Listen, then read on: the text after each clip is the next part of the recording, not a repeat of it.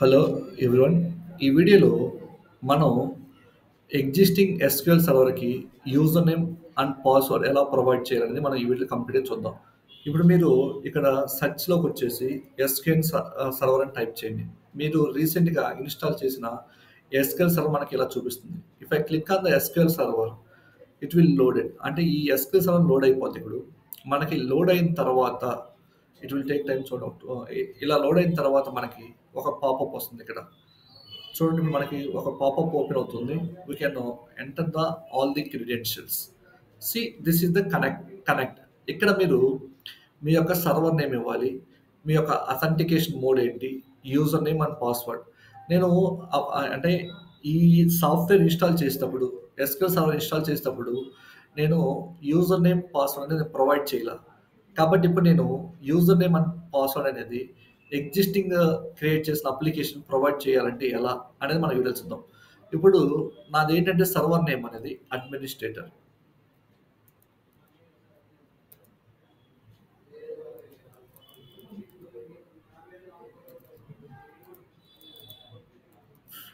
This is the server name.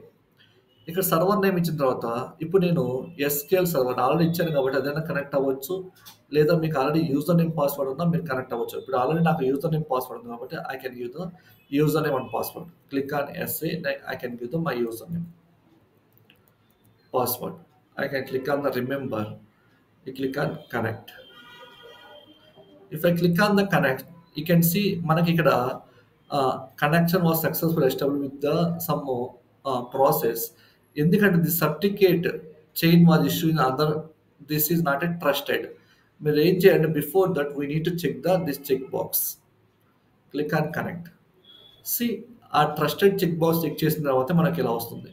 ఇప్పుడు మీరు ఈ టాప్‌లో ఉన్న మన యొక్క సర్వర్ నేమ్ రైట్ క్లిక్ చేసేసి గో టు ద ప్రాపర్టీస్. ఇక్కడ మనం ప్రాపర్టీస్ వచ్చిన తర్వాత you can go to the security.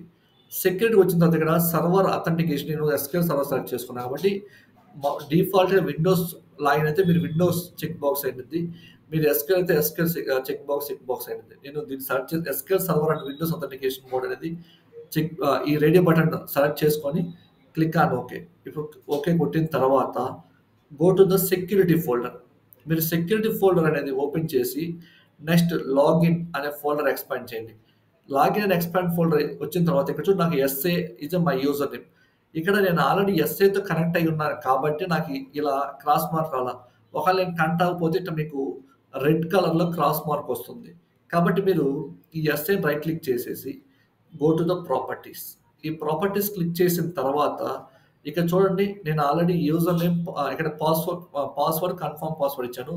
కావాలంటే యూ కెన్ చేంజ్ ఇట్. మనం ఇక్కడ చేంజ్ చేసుకోవచ్చు. అంటే ఇక్కడ నేను వచ్చేసి something I can change the my password for that. ఇది నా లాగిన్ యొక్క నేమ్. అంటే నేను లాగిన్‌కి నా యొక్క యూజర్ నేమ్ ఇది.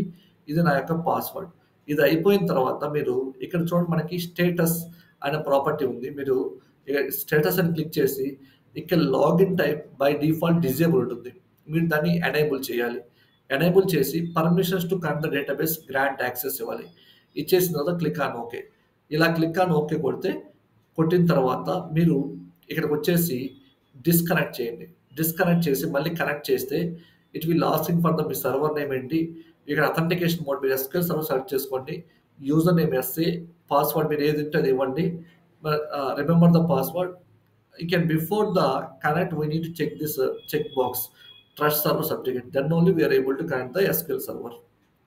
ఇలాగా ఇక్కడ ఓపెన్ చేసి మనం న్యూ క్వెరీ కొట్టేసి ఇక్కడ న్యూ క్వెరీలో మనకు కావాల్సిన కోడ్ అనేది మనం రాసుకోవచ్చు.